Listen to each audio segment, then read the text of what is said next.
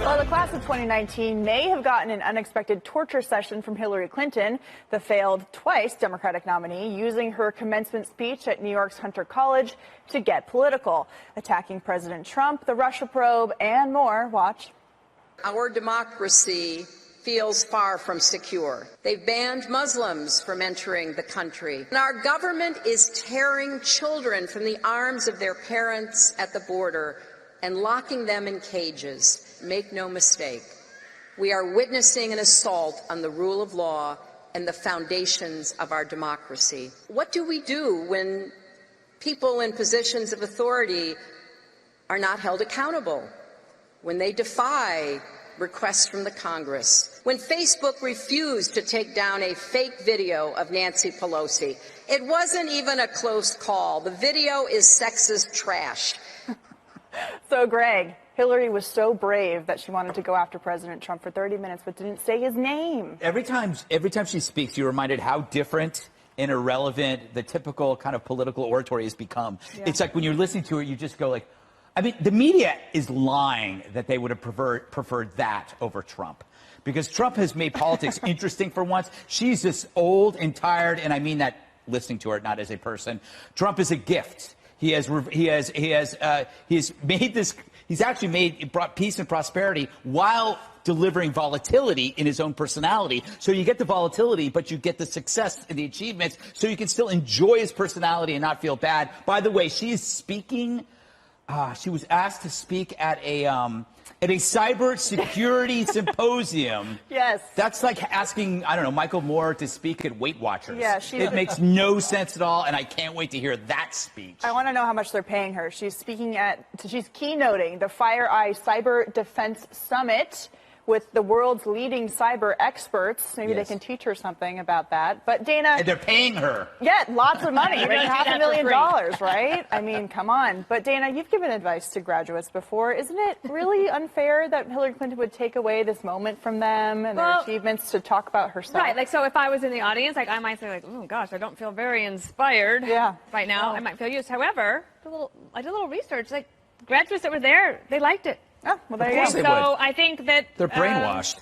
Oh, my God. They are. How about this? They're interested in someone who was a U.S. senator. Their professors, not only that, Greg, their professors tell them what to think. U.S. senator. That's how they get their grades. Come on, we know. Yeah, we know. You know what? You're just unhappy. You would prefer, I'm actually having a great time. You know what? Mr. Cranky, having a great Mr. Cranky would prefer if Bozo the Clown is in the White House and we have a show. Wait, you're running? Oh, no, I think we have the real one, right? Okay. But I mean, seriously, the graduates prefer someone, I think, who would have taken away all their student debt. Right? Yeah, Santa Claus. Oh, yeah, Robert Smith. Yeah, they would have preferred that. But I don't think there's any question that they're interested in current affairs. They're smart people. They're graduating with a degree, and they want to know what's going on. And you talk about somebody who knows what's going on. It's Hillary Clinton. And you talk about cybersecurity. She may be the greatest victim of cybersecurity. Oh, come on. Oh, absolutely. The Russians. That's the server in her toilet. Wait a second. Do you think there's any doubt the Russians put their finger on the scale to help Hillary Clinton should give a speech at this cybersecurity summit about how to start an illegal server from your basement or your bathroom and how to bleach-fit hard drives. I wish Trump would give a speech about how we're protecting America against more Russian interference. I think he's been harder on Russia than any president. Juan, here's how you do it. You don't have some guy hand over the password. It's password to the hacker, John Podesta did at the Hillary Clinton campaign.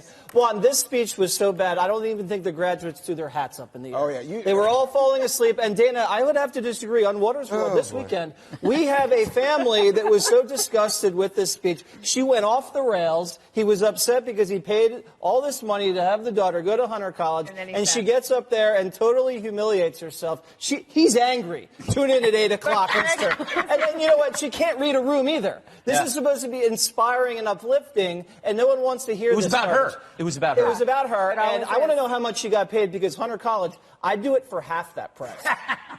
I like how you make the phone sign, because they still do that. They still use the phone. But Greg, isn't this the point that you pay to go to college, and then you paid these massive amounts of speaker fees while these students have all of these loans and they're trying to get into the real world, and yet it's hijacked by someone who wants to talk about herself and issues that really are unrelated to I don't see it as hijacking. I think this is completely, it's exactly what, it's what they want. But if you're a parent who's paid like hundreds of thousands of dollars for your kid to get a degree, and you listen to that, and you're a Trump voter?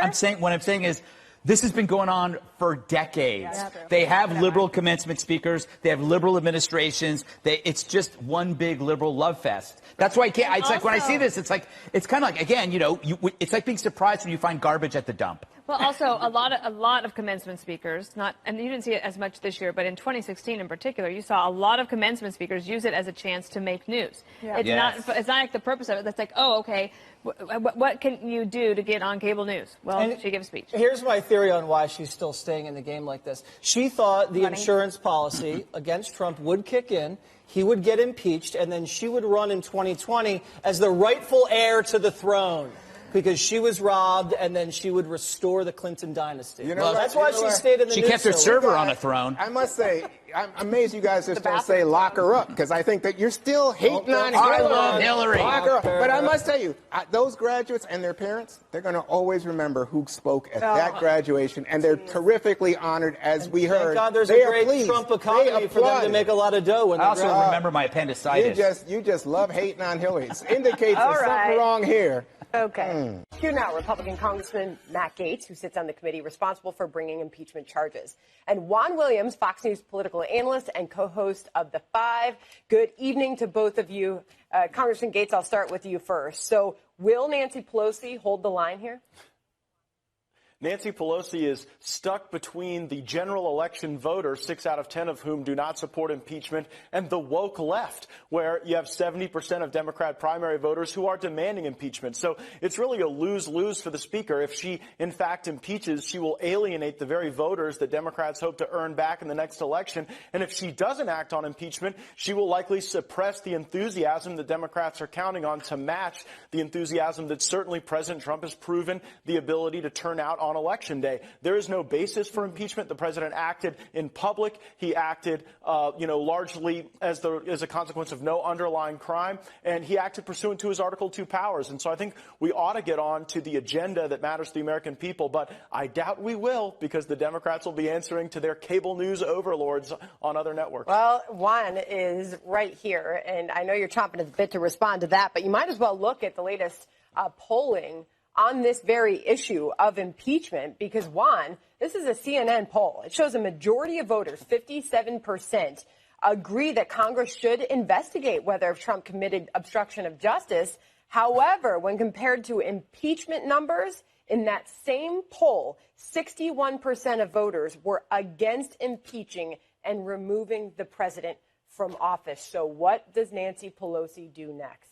Well, I think that Congressman Gaetz is on target when he described the fact that I think it's 70% of Democrats think we should proceed with impeachment. It's the general public, and those are the numbers that you just put up on the screen. Those numbers don't show up in Congress, Juan. It's not a majority of those Democrats in Congress. No. In fact, I think Politico today sampled and found that there were only a few Democratic Congress people who were behind impeachment at this juncture. But the question to me is a little different than the frame that Congressman Gaetz offered.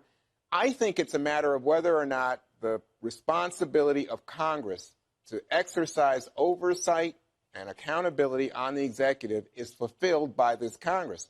If you let this president get away with what we heard he has done in terms of obstruction. Okay, oversight and accountability is one thing, but why not move forward with impeachment? Why? Well, I'm saying that's the question, because the politics of it, which is what the congressman laid out for you, Sandra, would suggest she's caught in a box here because there's pressure from her base to do it. But if she's thinking about unseating President Trump, she says, well, there's a contrary impulse from the larger electorate. But I'm saying to you, there's also a question of congressional authority. The Congress is the number one branch of government, an equal branch of government, and they should not let a president get away with obstruction of justice. Congressman?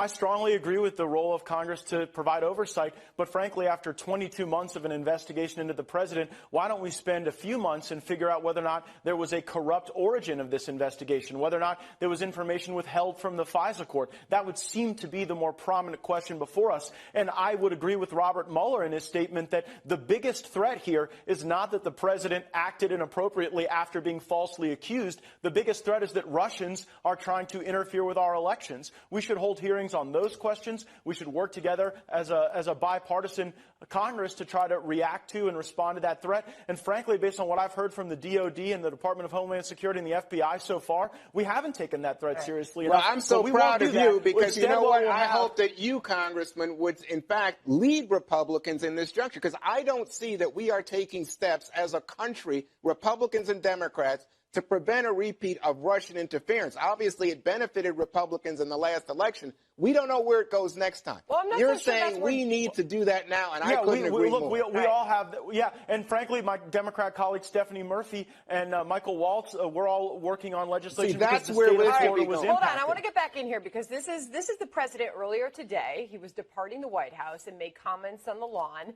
And he was very targeted on his criticism on Robert Mueller. Here's the president earlier. Robert Mueller should have never been chosen because he wanted the FBI job and he didn't get it. And the next day he was picked as special counsel. So you tell somebody, I'm sorry, you can't have the job. And then after you say that, he's going to make a ruling on you. It doesn't work that way. Plus, we had a business dispute. Plus, his relationship with Comey was extraordinary. So that was the president doubling down on his criticism of Robert Mueller, saying he was totally conflicted through this process, and he called him a never Trumper, Congressman. I just wonder, should Jerry Nadler, House Judiciary, subpoena Robert Mueller? Is that going to happen?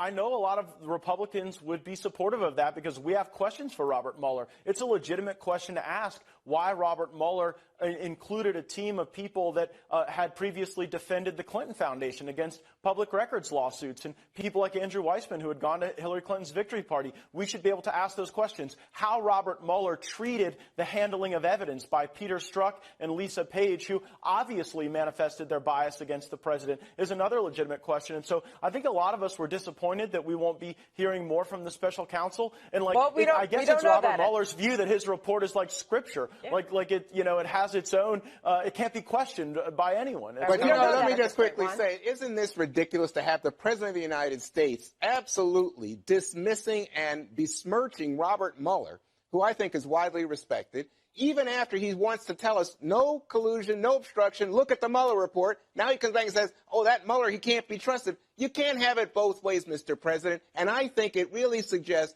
this is about bullying and just trying to distract people from the charges against him. How do you answer that question? Should the Judiciary Committee subpoena Robert Mueller? I absolutely because he said he wanted the report to speak for itself, and then he gave this public statement. Congressman lays out questions that come from the right. I have a totally different set of questions. Why didn't you interview President Trump? Why didn't you subpoena him if necessary? Why didn't you interview Donald Trump Jr.? There's several questions that need to be asked from any political point of view, and I don't think that Mueller has a right to simply say, I'm gone, look at the report. Well, I've got some questions, but they're not for you two anymore. I'm done with you. All right. Matt Gaetz and Juan Williams, really appreciate your time tonight. Thank you. Thanks, you're welcome.